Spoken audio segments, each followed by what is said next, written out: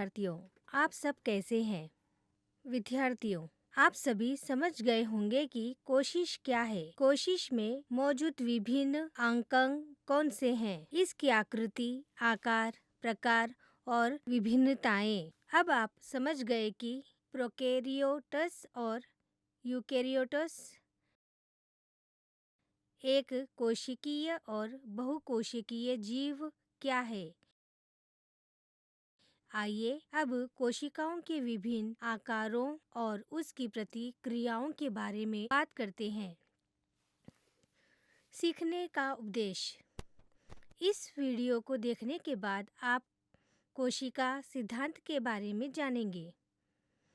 आप hypo, hyper और हाइसोटोनिक समरासारी विलयनों में कोशिका के न्यूनतम से अधिकतम आकार और कोशिका की प्रतिक्रियाओं को जानने में सक्षम हो सकते हैं।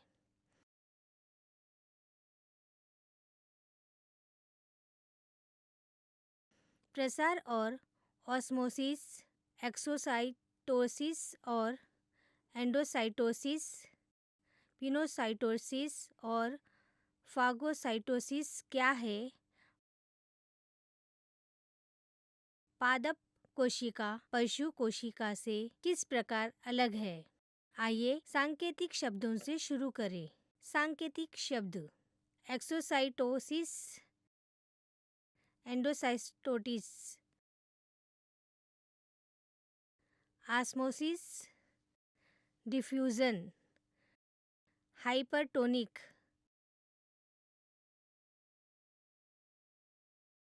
Hypotonic, filamentous,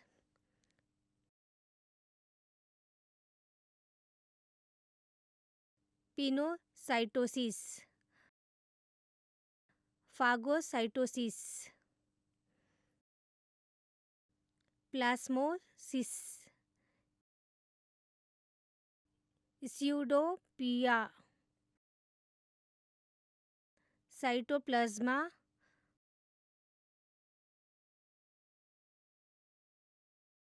प्रोटोप्लाज्मा।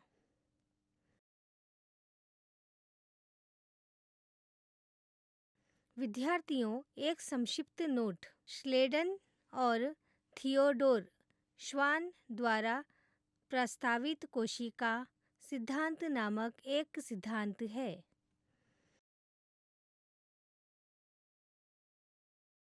हालांकि सभी का मानना था कि सभी जीवित जीवें, सभी चीजें संरेखित कोशिकाओं से बनी है। स्लेडन और श्वान इन विषय पर असहमत थे कि कोशिकाओं का निर्माण कैसे हुआ। अंततः एक लंबे शोध के बाद उन्होंने एक सिद्धांत प्रस्तावित किया जिसे कोशिका सिद्धांत कहा गया। कोशिका सिद्धांत यह कहता है कि पहला, कोशिकाएं जीवन का निर्माण खंड बनाती है। सभी पौधे और पशु कोशिकाओं से बने होते हैं और कोशिका जीवन की मूल इकाई है। तीसरा, सभी जीवित प्राणी, चाहे वे पौधों हो या पशु, उन कोशिकाओं से बने होते हैं जो पहले से शरीर में मौजूद होती है। विद्यार्थियों, आपको यह संदेह हो सकता है कि एक कोशिका का न्यूनतम आकार क्या हो सकता है। हाँ, आइए कुछ उदाहरण देखें। एसिटाबुलरिया एक कोशिकीय समुद्री शैवाल की ऊंचाई 4 से 10 सेंटीमीटर होती है। गोलाकार जीवाणु का औसत व्यास 0.5-2.0 यूएम है। रॉड आकार या फिलामेंटस बैक्टीरिया की लंबाई 1-10 यूएम और व्यास 0.25-1.0 यूएम होता है। सबसे छोटी कोशिका माइक्रोप्लाज्मा गैलीसिप्लैंक है। इसका आकार लगभग 10 माइक्रोमीटर है। सबसे बड़ी कोशिकाएं शुतुरमुर्ग के अंडे की होती है। यह लगभग 15 से 18 सेंटीमीटर लंबे और चौड़े होते हैं। आइए एकल कोशिका वाले अमीबा से शुरू करें। यह ठोस या तरल भोजन कैसे लेता है, यह अपशिष्ट कैसे उत्सर्जित करता है और यह गैसों को कैसे ग्रहण और बाहर निकालता है। पहला, अमीबा भोजन को स्यूडोपीडिया नामक उंगली जैसे प्रक्षेपण के माध्यम से लेता है और रिक्तिका में एंजाइमों की मदद से इसे पचाता है और स्यूडोपीडिया की तरह ही उत्सर्जित करता है। दूसरा, अमीबा प्रसार की प्रक्रिया के माध्यम से ऑक्सीजन लेता है और कार्बन डाइऑक्साइड छोड़ता है। गैसें प्लाज्मा झिल्ली के माध्यम से प्रवेश करती है और बाहर निकलती है, जो कि अमीबा की बाहरी परत होती है। तीसरा, स्यूडोपीडिया अमीबा में गति और संचलन में भी मदद करता है। इसके आधार पर आइए किसी भी कोशिका जैसे पौधे या पशु कोशिकाओं के प्रतिक्रिया को देखें और चल रही प्रक्रिया की शब्दावली को समझें। पहला, प्लाज्मोलिसिस, प्लाज्मा, प्रोटोप्लाज्मा, लसिका, टूटना। अतः कोशिका के प्रोटोप्लास्ट का कोशिका भित्ति से सिकुड़न प्लास्मोसिस कहलाता है। दूसरा, डिप्लास्मोसिस, अपने मूल आकार को फिर से प्राप्त करना। तीसरा, ऑस्मोसिस, अर्ध पारगम्य झिल्ली के माध्यम से उच्च सांद्रता से कम सांद्रता की ओर पानी या विलायक की गति को ऑस्मोसिस कहा जाता है।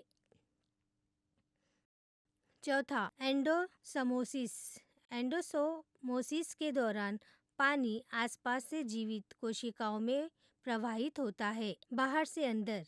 जैसे किशमिश पानी में भिगोने पर फूल जाती है। एक्सोस्मोसिस, ऑस्मोसिस के दौरान पानी जीवित कोशिकाओं से बाहर की ओर बहता है, जैसे पानी की कमी के कारण किशमिश सिकुड़ जाती है।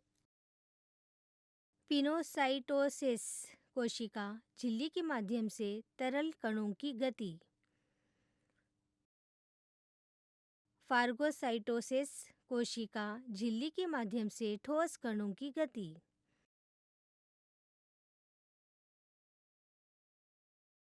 प्रसार, किसी झिल्ली के उपयोग के बिना उच्च सांद्रता से निम्न सांद्रता की ओर गैसों की गति को प्रसार कहा जाता है। ऑस्मोटिक प्रेशर, घोल के किनारे पर अतिरिक्त दबाव जो अर्ध पारगम्य झिल्ली के माध्यम से घोल में विलायक के शुद्ध प्रवाह को रोकता है।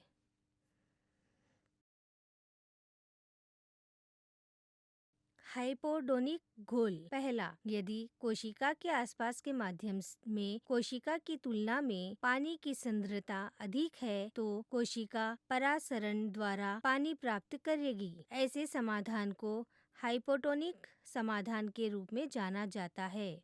दूसरा, जल कोशिका में प्रवेश करता है, कोशिका के फूलने की संभावना रहती है। आइसोटोनिक घोल। पहला, यदि माध्यम में कोशिका के समान जल सांद्रता है। दूसरा, कोशिका झिल्ली में पानी की कोई शुद्ध गति नहीं होगी। तीसरा, सेल एक ही आकार की रहेगी। हाइपरटोनिक घोल। पहला, यदि माध्यम में कोशिका की तुलना में पानी की सांद्रता कम है तो इसका अर्थ है कि यह एक बहुत ही केंद्रित घोल है। ऐसे घोल को हाइपरटोनिक घोल के रूप में जाना जाता है। दूसरा, परासरण द्वारा कोशिका पानी खो देगी।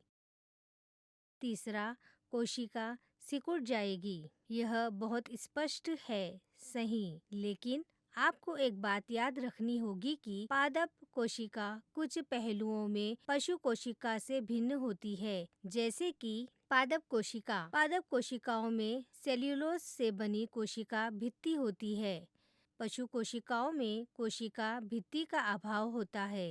पौधे प्रकाश संश्लेषण करने के लिए क्लोरोप्लास्ट का उपयोग करते हैं, जो उन्हें भोजन बनाने की अनुमति देता है।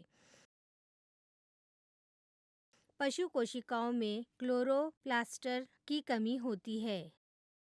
पौधों की कोशिकाओं में सेंटिओल्स, सेंट्रोसोम और लाइसोसोम नहीं होते हैं। जंतु कोशिकाओं में सेंटिओल्स, सेंट्रोसोम और लाइसोसोम होते हैं। अधिकांश पादप कोशिकाएं आयताकार होती है। अधिकांश जंतु कोशिकाएं गोल होती है।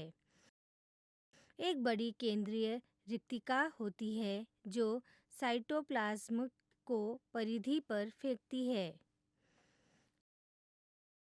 साइटोप्लाज्म में कई छोटी छोटी रिक्तिकाएं इधर उधर बिखरी होती है। ठीक है विद्यार्थियों, क्या यह स्पष्ट है? आइए कुछ बिंदु याद रखें। पहला, जीवन की मूलभूत संगठनात्मक इकाई कोशिका है। दूसरा, कुछ अंगक भिन्नता के आधार पर पादप कोशिका पर कोशिका से भिन्न होते हैं।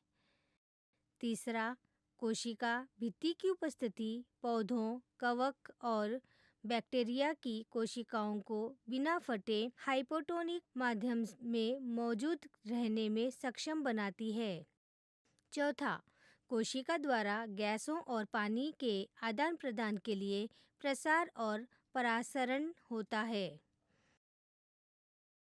पांचवा, तरल कणों के प्रवेश और निकास को पेनोसाइटोसिस कहा जाता है, और जबकि ठोस पदार्थ को फागोसाइटोसिस कहा जाता है।